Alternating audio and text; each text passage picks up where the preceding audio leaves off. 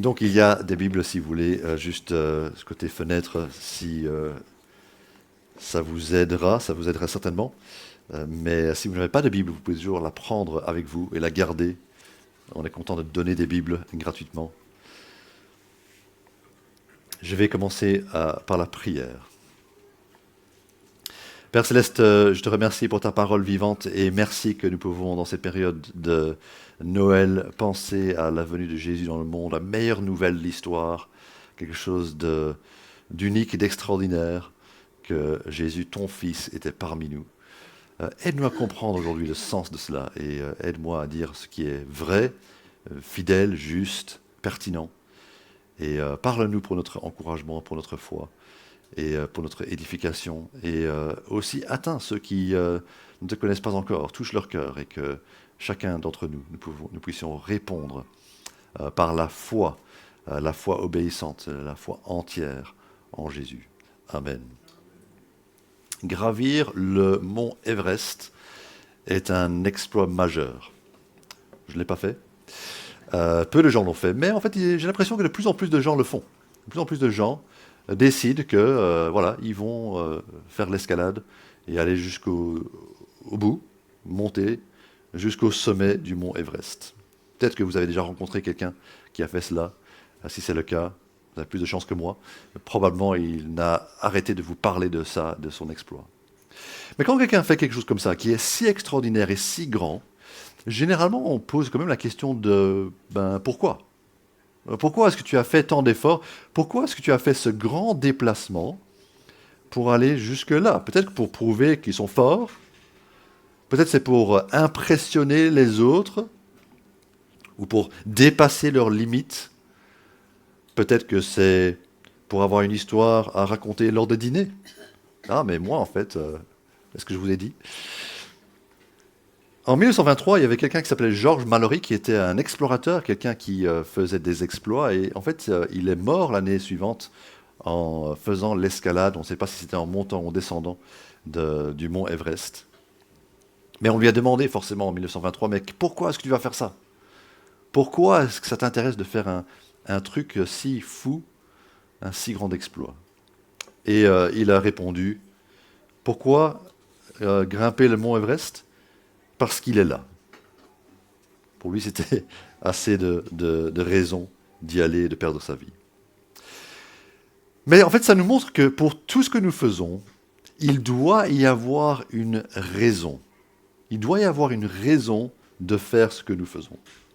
Et de même, si nous pensons au plus grand exploit qu'il y ait jamais eu, dont je parle aujourd'hui, c'est de venir du ciel sur la terre, ce que le Fils de Dieu a fait en la personne de Jésus. Pourquoi le Fils de Dieu a-t-il fait ça ? Est-ce que c'était simplement parce que la terre est là ? Non. On peut imaginer toutes sortes de raisons pourquoi il serait venu. Peut-être un voyage de découverte, venir voir un petit peu comment ça se passe ici-bas. Savoir ce que c'est de vivre dans notre humanité. D'autres pensent à une visite royale, un peu comme, vous savez, le bain de foule que fait le roi de temps en temps, quand il se mélange un petit peu aux gens. Et voilà, bonjour, le petit peuple, et puis il remonte dans son palais. Ou être vu et adoré. Bien sûr, le Fils de Dieu mérite d'être vu et adoré. Mais non, ce n'était pas ça la raison. En fait, Jésus nous a expliqué la raison de sa venue en disant que le Fils de l'homme est venu chercher et sauver ce qui est perdu. Il est venu accomplir la volonté de Dieu, son plan qui était mis en place et qui était annoncé depuis longtemps par les prophètes. Mais nous allons entendre ce matin la mission de Jésus. Pourquoi est-il venu sur terre ? Pourquoi est-ce que le Fils de l'homme s'est incarné dans un homme qui est né bébé à Bethléem, a grandi en Israël, est allé à la croix ? Pourquoi est-ce qu'il a fait tout ça ? Et la Bible nous le dit, on va regarder juste un des passages qui nous relate cette mission, et c'est dans le livre d'Hébreux, une lettre qui a été écrite à des chrétiens du 1er siècle qui étaient hébreux d'origine, lettre aux Hébreux, et chapitre 2. Il y a 2 semaines, on était dans Hébreux 1. Aujourd'hui, on sera Hébreux 2, 14 à 18.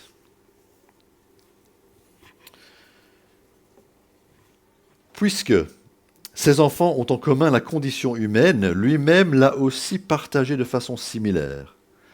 Ainsi, par sa mort, il a pu rendre impuissant celui qui exerçait le pouvoir de la mort, c'est-à-dire le diable, et libérer tous ceux que la peur de la mort retenait leur vie durant dans l'esclavage.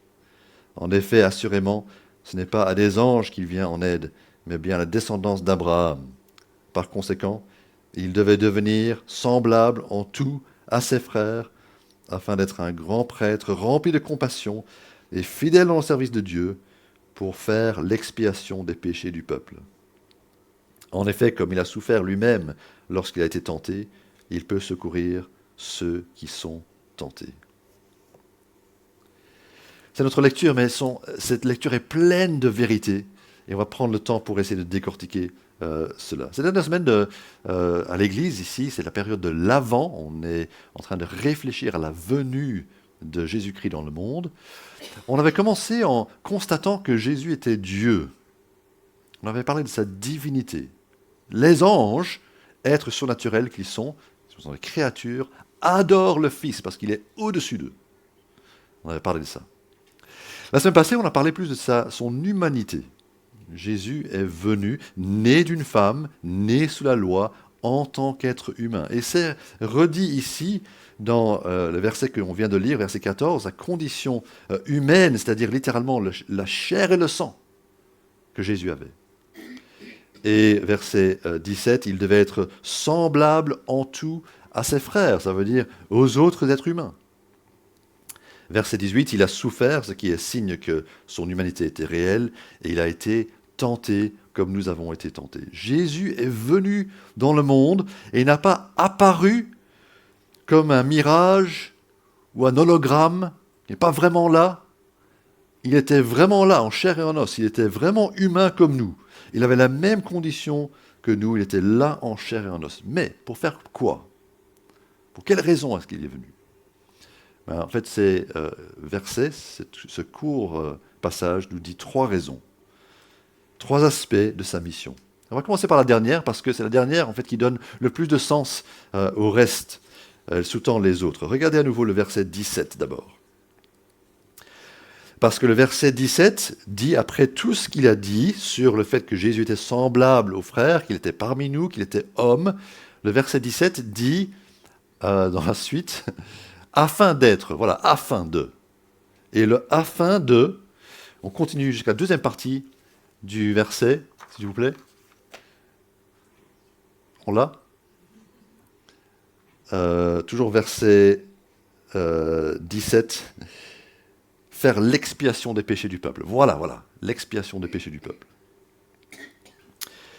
Alors cette phrase-là, en fait, le mot expiation peut être mieux traduit propitiation. On va essayer de comprendre cela, mais c'est la propitiation des péchés. Et c'est notre premier point.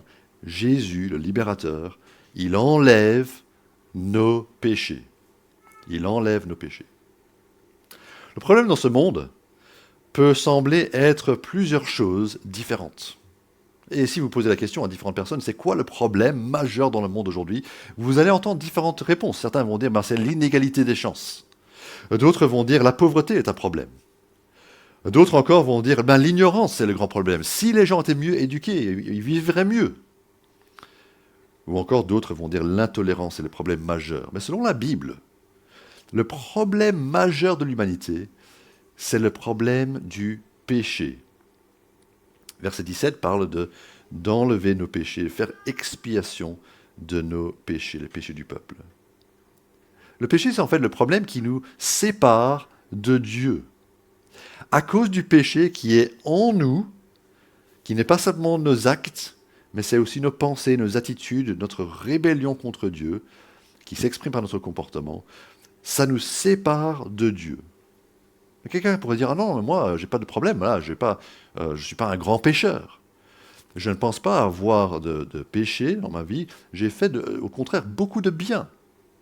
Et si j'ai fait quelques petites choses mauvaises, alors le bien que j'ai fait dans ma vie, ça doit compenser pour le mal que j'ai fait. Mais non, en fait, c'est l'équivalent de venir dans mon salon avec vos pieds pleins de boue, vos chaussures pleines de boue, vous promener sur le tapis et mettre de la boue partout. et puis de dire, ah mais je connais un truc, et de prendre le spray là, vous savez, le spray qu'on pour faire que l'odeur disparaisse. Ben, c'est très gentil tout ça, mais le problème, il est là sur le tapis. Vous avez masqué le problème, peut-être par euh, la belle odeur, le beau parfum, mais vous n'avez pas enlevé le problème. Et pareillement, lorsque nous essayons de bien nous présenter avec nos bonnes œuvres, le problème de notre faute, nos fautes devant Dieu demeurent. Il faut quelqu'un qui enlève le problème. Et nous ne pouvons pas penser que sacrifier un mouton ou faire une offrande va faire suffisamment pour enlever nos péchés. Un grand prêtre, et c'est de ça qu'il parle ici, un grand prêtre à l'époque du temple offrait des sacrifices comme signe du pardon de Dieu. Dieu était prêt à nous pardonner. Mais le nouveau grand prêtre, que Jésus représente, offre un nouveau sacrifice qui est meilleur que ce qui a précédé. Nous avons besoin de lui, parce que nous avons besoin de quelqu'un qui enlève nos péchés. Et Dieu n'est pas prêt à simplement les ignorer et dire, bon, ben, c'est pas grave. Ce ne serait pas juste. Un paiement doit être effectué. Et l'expression propitiation, qui est le sens là, de cette phrase, signifie en fait qu'un sacrifice est donné qui paye pour la condamnation de nos fautes, parce que la condamnation tombe sur lui, comme sur le bouc émissaire à l'époque. Jésus a fait ce sacrifice, et il l'a fait de son plein gré. Il n'a pas été une victime involontaire. Je vais regarder avec vous juste quelques versets au chapitre 10, parce que c'est un résumé très bref et très clair. Hébreux 10, versets 11 à 14. Je vais juste le lire. Tout prêtre se tient chaque jour debout pour faire le service et offrir fréquemment les mêmes sacrifices qui ne peuvent jamais enlever les péchés. Tandis que Christ, après avoir offert un seul sacrifice pour les péchés, s'est assis pour toujours à la droite de Dieu. Il attend désormais que ses ennemis soient réduits à lui servir de marchepied. En effet, par une seule offrande, il a conduit à la perfection pour toujours ceux qu'il rend saints. Voilà ce qu'il a fait. Un seul sacrifice unique. Mais c'est pour que tous nos péchés puissent être enlevés, que nous puissions être parfaits aux yeux de Dieu. Il n'y a plus rien à payer. C'est un paiement légal qui est en place. Et aucune action supplémentaire n'est prise contre le coupable. C'est un peu comme lorsque vous avez une amende et que vous devez payer, je ne sais pas, une amende parce que vous avez été trop vite sur la route, ça m'arrive. Vous payez l'amende et une fois que vous avez payé la totalité de l'amende, il n'y a plus rien à payer. Quelqu'un d'autre peut dire, est-ce que je peux t'aider ou est-ce que tu dois faire des économies? Non, c'est payé, c'est bon, c'est réglé. Si Jésus paye pour moi, alors le problème majeur de ma vie est réglé. Et c'est ça, en fait, qui va nous aider avec toute la suite, mais c'est vraiment l'élément fondamental, l'élément premier, c'est qu'il paye pour nous. Mais ce n'est pas pour chaque être humain. À verset 16, il dit, ce n'est pas à des anges qu'il vient en aide. Et ça, c'est pas dans le sens qu'on l'utilise généralement. Les gens disent, je suis pas un ange. Ouais, mon voisin, c'est vraiment pas un ange. C'est pas ça. Quand il dit c'est pas à des anges, il vient de parler des êtres surnaturels qui sont des anges, d'accord, au service de Dieu.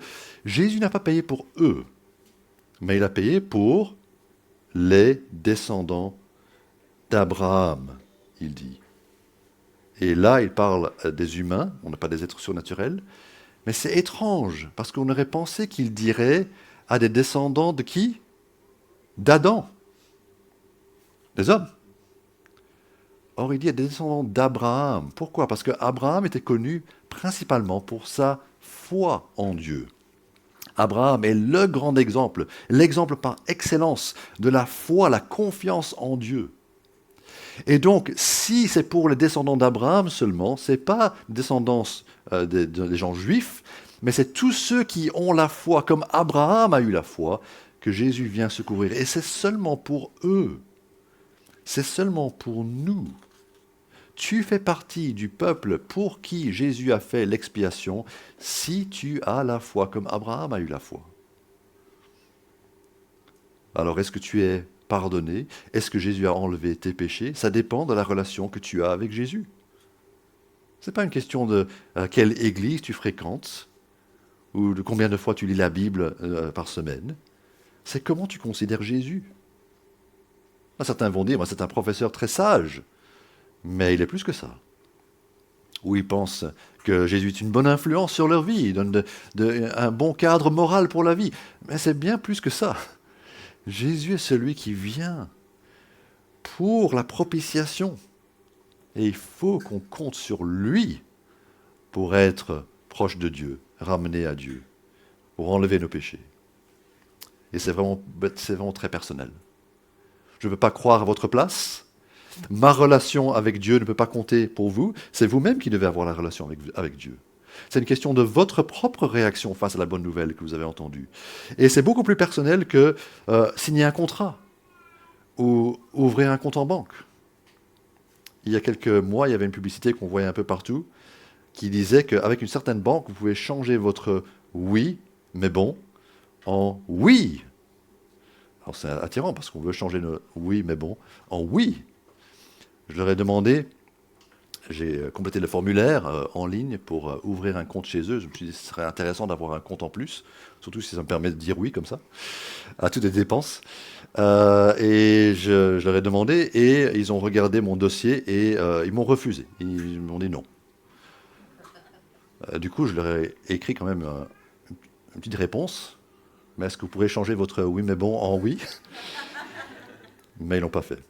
Mais en fait, ça montre que j'aurais pu ouvrir un compte avec beaucoup de facilité, simplement en complétant un formulaire, sans rencontrer mon banquier ou responsable de la banque. C'est très impersonnel, n'est-ce pas? Mais c'est très facile. Tandis que Jésus paye pour ceux qui ont une relation personnelle avec lui.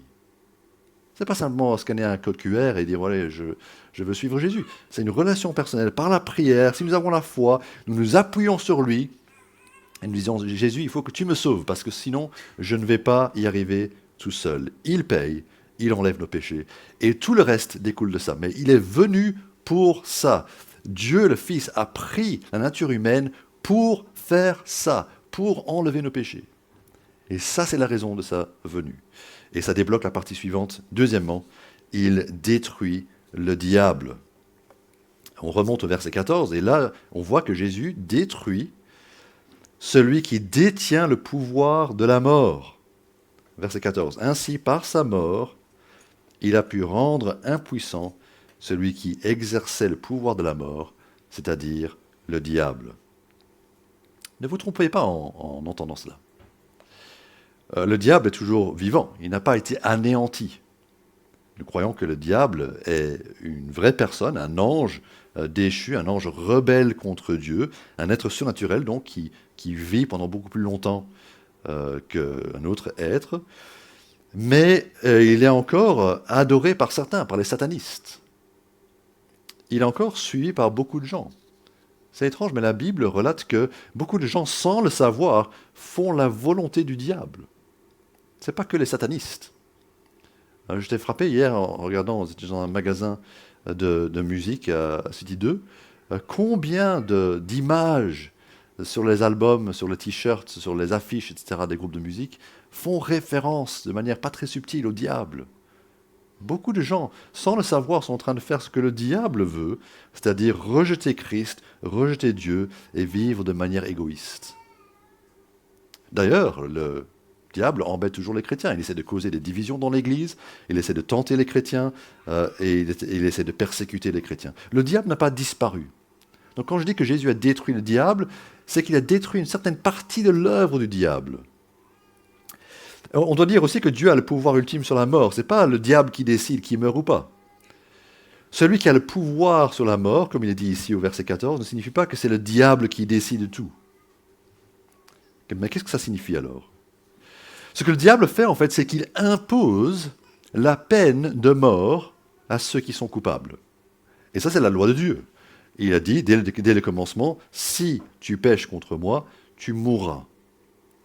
Et le diable met cette loi en opération par la mort. Dès qu'un criminel est jugé coupable, qu'est-ce qui se passe? Le juge annonce sa peine et l'employé des prisons l'amène à la prison et l'enferme dans une cellule. C'est l'application de la peine. C'est pas la prison qui décide, c'est le juge qui décide. Et donc c'est comme ça que ça se passe. Alors Jésus a payé pour le péché, et du coup, tout le mécanisme a été détruit.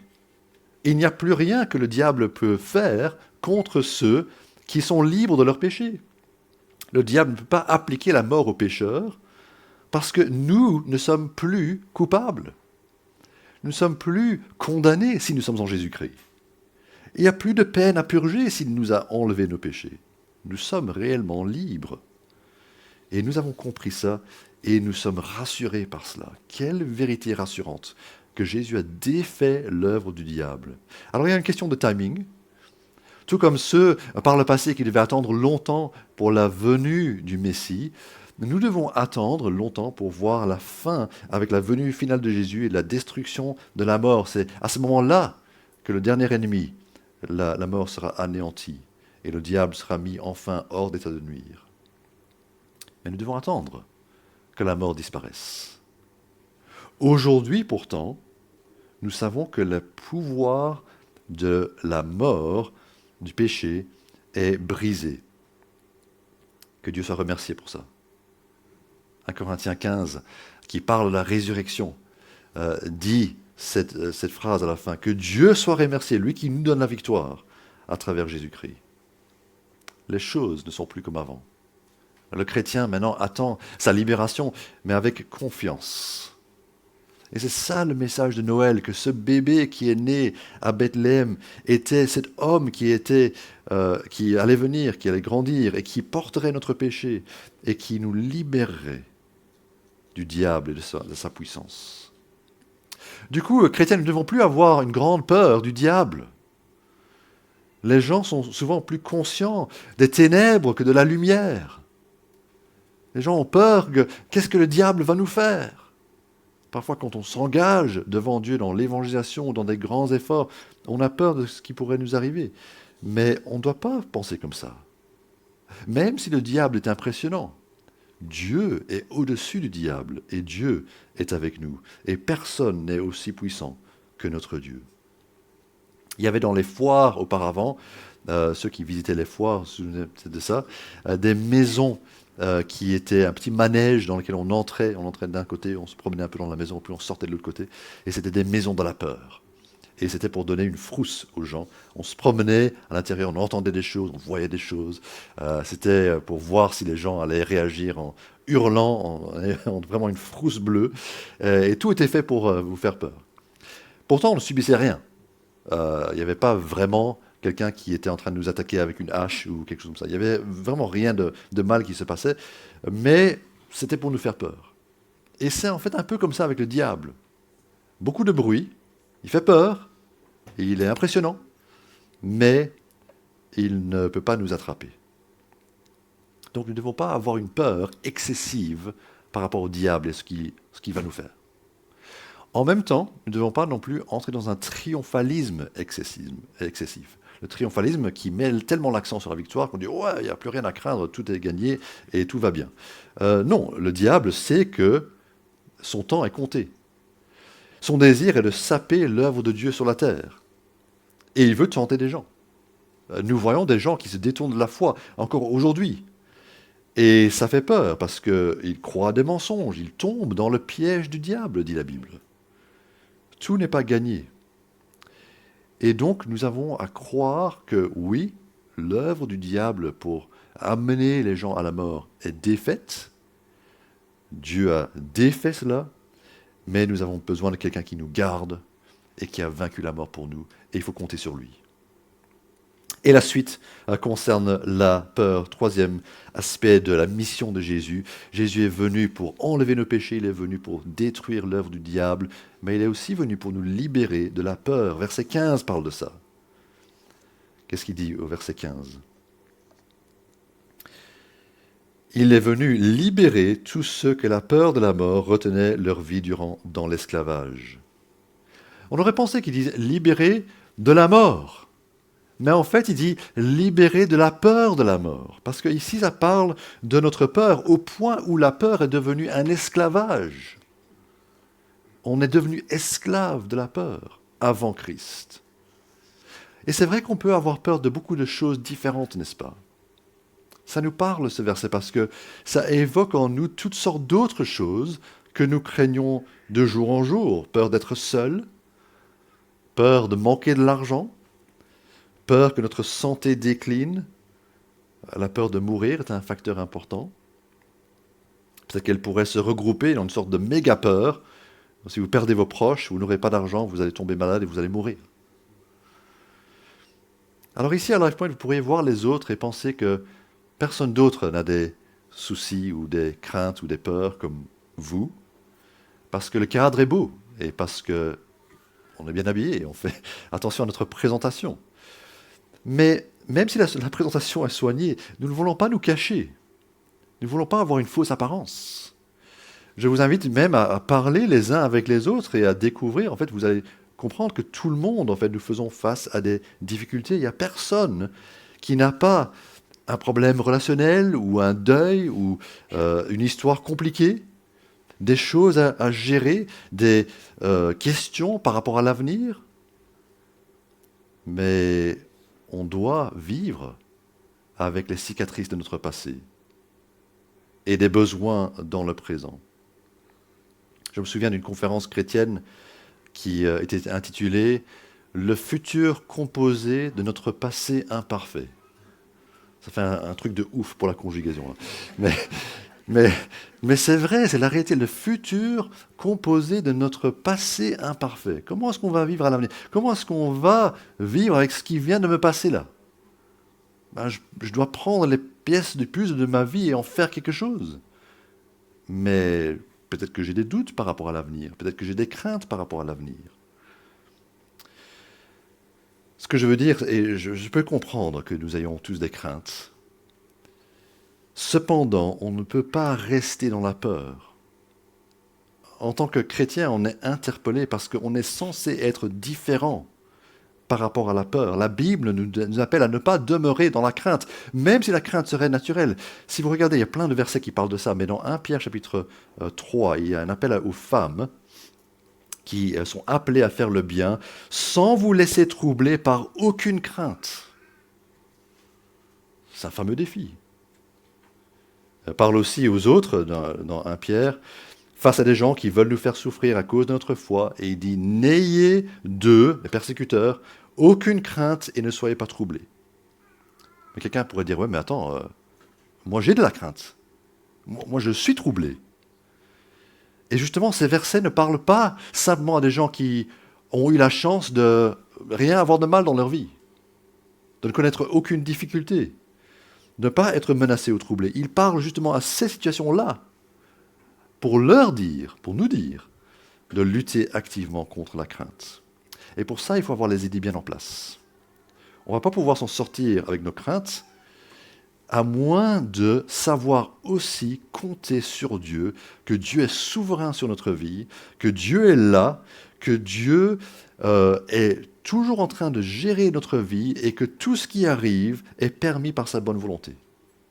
Et que quoi qu'il m'arrive, il me gardera et il assure que je serai avec lui pour toujours. Il va me bénir par des moyens que je ne peux pas encore imaginer, parfois par des difficultés, parfois par des épreuves, mais il va me bénir, il veut notre bien et il va agir pour notre bien. Et ça, je dois y croire.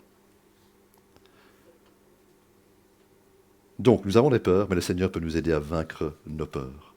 Jésus peut nous secourir quand nous sommes tentés, dit le verset 18. Et s'il peut nous secourir quand nous sommes tentés, ça vaut aussi pour la tentation à la crainte. Où on peut dire, Seigneur, là, face aux circonstances, face aux problèmes, face aux épreuves, là, je suis tenté à avoir vraiment peur. Là. Aide-moi, viens à mon secours. Maintenant, parlons de la peur de la mort, parce que c'est de ça qu'il parle particulièrement au verset 15, « Libérez ceux qui ont la peur de la mort ».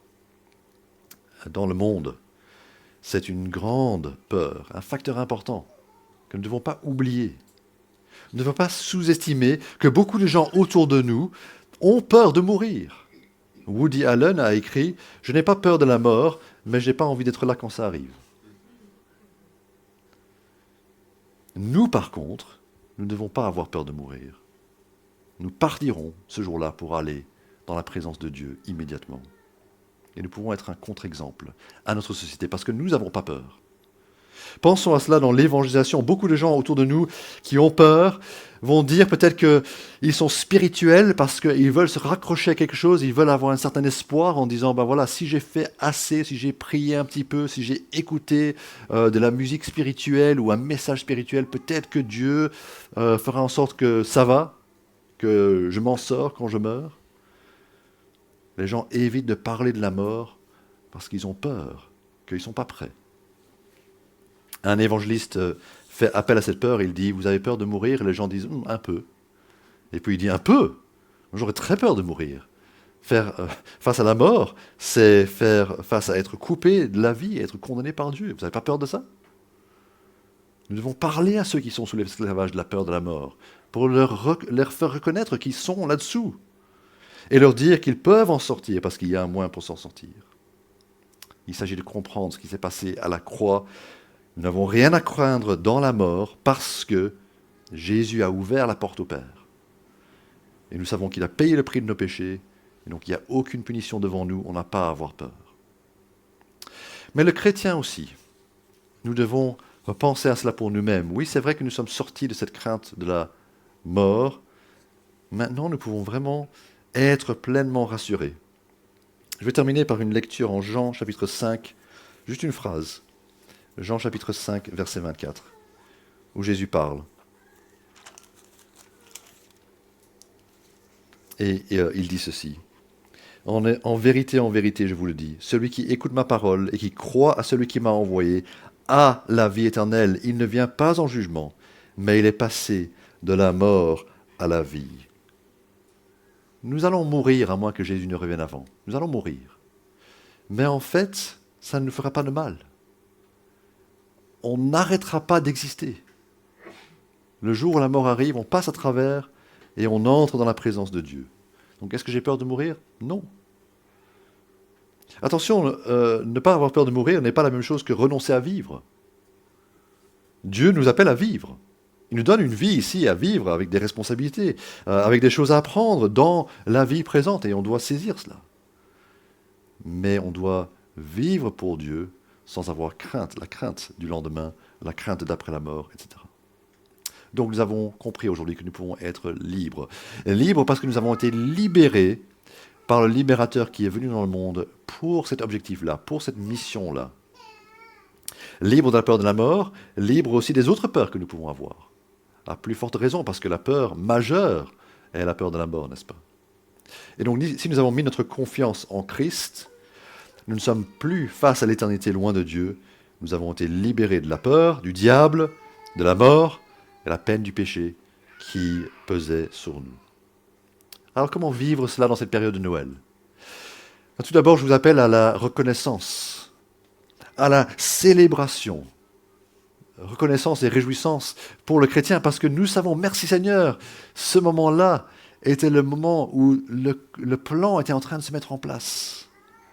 Il est né à Bethléem, mais c'était parce qu'il voulait nous racheter de la mort éternelle. Quelle grâce, quel plaisir, quelle joie.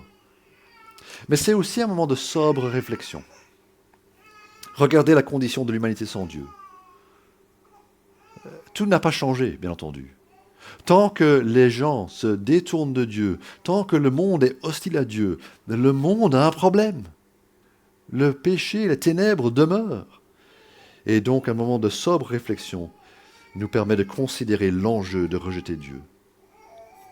Vous savez que les mois et les années peuvent défiler à très grande vitesse. À un moment, on est un bébé qui pleure. Après, on est un vieillard qui pleure. De temps en temps, nous sommes rappelés de notre mortalité, peut-être à un enterrement, peut-être simplement parce que nous vieillissons et on est un peu moins en forme qu'avant. Mais il est donné à l'homme de mourir une seule fois, après quoi vient le jugement, dit le Seigneur. Sommes-nous prêts ? Sommes-nous confiants ? Cherchons refuge auprès du Seigneur qui veut devenir notre libérateur. Je vais prier ensemble.